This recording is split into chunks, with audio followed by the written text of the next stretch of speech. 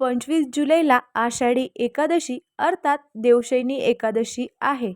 आता ह्या एकादशीच्या दिवशी नक्की उपवास कसा करायचा, एकादशी कधी सुरू होते, कधी संपते, सगळ्यात महत्त्वाचं म्हणजे एकादशीच्या दिवशी पूजा कशी करायची किंवा कुठल्या गोष्टी आवर्जून कराव्यात आणि कुठल्या गोष्टी अजिबात करू नये, ह्या सगळ्या प्रश्नाची उत्तरं ह्या एकाच व्हिडिओत देण्याचा प्रयत्न केलेला आहे.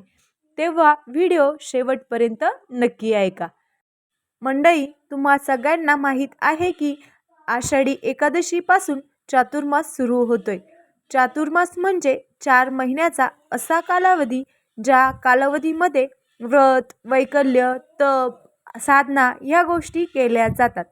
चातुर्मासात भगवान श्रीहरी विष्णू क्षीरसागरामध्ये विश्रांती घेत असतात असे मानले जाते आणि ह्याच काळामध्ये कारभार भगवान शिवशंकर सांभाळतात अशी सुद्धा मान्यता आहे. आज आपण बोलणार आहोत आषाढी एकादशीबद्दल. ह्या एकादशीला महाएकादशी सुद्धा म्हटलं जातं आणि ही एकादशी सुरू होणार आहे 24 जुलैला सकाळी 9:11 आणि ह्या एकादशीची समाप्ती होणार आहे 25 जुलैला सकाळी 11:34. आता तुम्ही म्हणाल, मग एकादशी 25 तारखेला कशी? तर आपल्याकडे आपण सूर्योदयाची तिथी मानतो, त्यानुसार 25 जुलैला आषाढी एकादशी आहे. आता बोलूया आषाढी एकादशीच्या उपवासाबद्दल. आषाढी एकादशीचा जो उपवास आहे तो 25 जुलैला करायचा आहे. ह्या उपवासामध्ये तांदूळ खाल्ले जात नाहीत, कुठल्याही धान्य खाल्ले जात नाही. फलाहार करून किंवा आपल्या तब्येतीला झेपेल असा आहार घेऊन, त्याप्रमाणे अन्न घेऊन हा उपवास केला जातो. सगळ्यात महत्त्वाचे म्हणजे हा उपवास दिवसभर असतो आणि दुसऱ्या दिवशी 26 जुलैला सूर्योदयानंतर हा उपवास सोडला जातो. पारण ह्या उपवासाचं केलं जातं. मंडळी, आषाढी एकादशीच्या उपवासाचं मोठं पुण्य आहे आणि आषाढी एकादशीचा उपवास हा इतर सगळ्या एकादशीचं पुण्य मिळवून देणारा उपवास आहे. म्हणूनच हा उपवास श्रद्धा भक्तीने करावा. उपवासाबरोबर आणखीन काय करावं? उपवास सगळेजण करतात, पण ह्या उपवासाबरोबर आषाढी एकादशीच्या दिवशी तुमच्या घरी जर पांडुरंगाची मूर्ती असेल किंवा पांडुरंगाचा फोटो असेल किंवा भगवान श्रीहरी विष्णूची मूर्ती असेल तर त्या मूर्तीची, त्या फोटोची पूजा नक्की करावी. आषाढी एकादशीच्या दिवशी सकाळी लवकर उठावे, स्नान करावं, सूर्याला अर्घ्य अर्पण करावे आणि पांडुरंगाची पूजा करावी. तुम्हाला सकाळी जमणार नसेल तर तुम्ही संध्याकाळी पूजा केली तरी चालेल. आता आषाढी एकादशीची पूजा कशी करावी ह्या संदर्भात एक व्हिडिओ आपल्या चॅनलवर आहे. पूजेमध्ये काय काय साहित्य हवं ते सुद्धा दाखवलेलं आहे. तो व्हिडिओ नक्की बघा, तो तुम्हाला मार्गदर्शक ठरेल. ह्याही व्यतिरिक्त आषाढी एकादशीच्या दिवशी पूजेबरोबरच तुम्ही काही मंत्र आणि स्तोत्र सुद्धा म्हणू शकता. मंत्रामध्ये ओम नमो नारायणा ह्यासारखे विष्णू मंत्र किंवा विठ्ठल विठ्ठल जय हरी विठ्ठल ह्यासारख्या मंत्राचा तुम्ही जप करू शकता. कुठलाही एक मंत्र निवडा आणि तो 108 वेळा म्हणजेच एक माळ जप करा.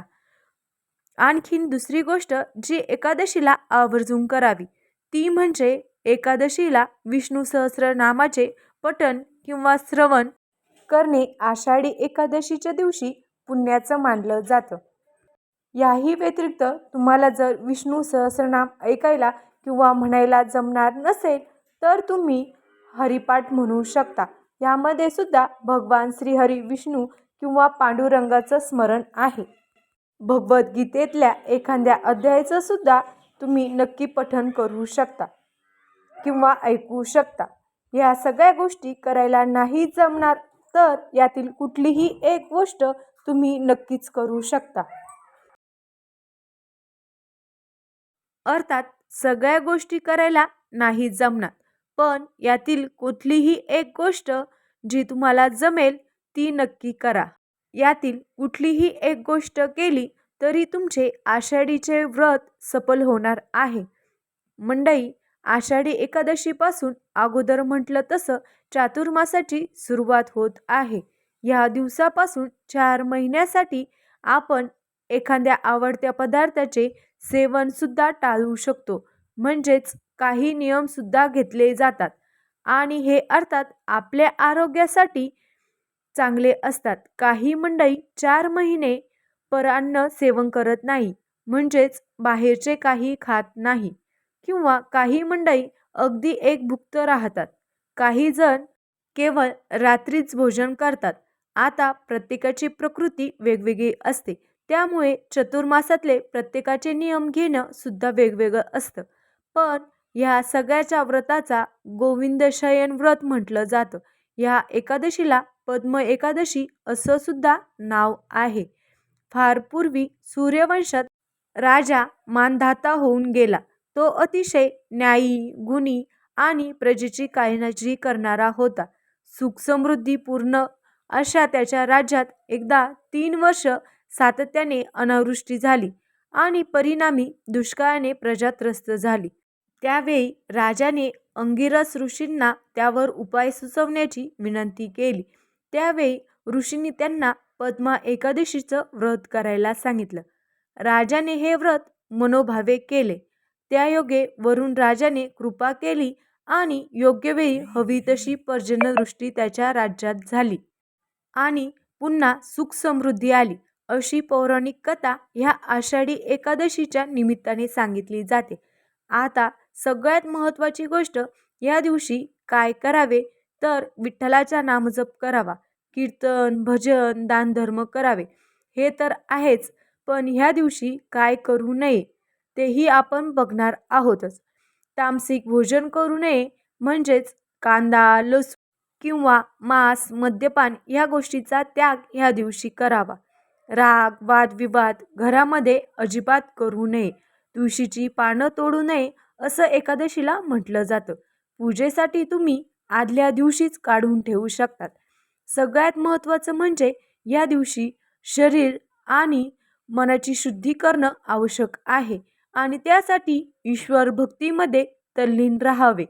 आपल्याकडून आत्तापर्यंत झालेल्या सगळ्या चक्रांसाठी किंवा पापासाठी ईश्वराकडे क्षमा मागावी आणि इथून पुढे सद्बुद्धी सुद्धा मागावी, जेणेकरून आपल्या हातून पुन्हा चुकीचे कृत्य घडणार नाहीत. मंडळी, आशा आहे की आषाढी एकादशीच्या संदर्भात असणाऱ्या तुमच्या सगळ्या प्रश्नाची उत्तरं ह्या व्हिडिओत मी दिलेली आहे आणि माझा हा प्रयत्न तुम्हाला आवडला असेल अशी आशा आहे. पण ह्याही व्यतिरिक्त सुद्धा तुमच्या मनात काही शंका असतील तर कमेंटमध्ये नक्की विचारा. अशाच प्रकारच्या माहितीपूर्ण व्हिडिओसाठी आपल्या चॅनलला सबस्क्राईब करून घ्या. व्हिडिओ आवडल्यास लाईक आणि शेअर करा. धन्यवाद.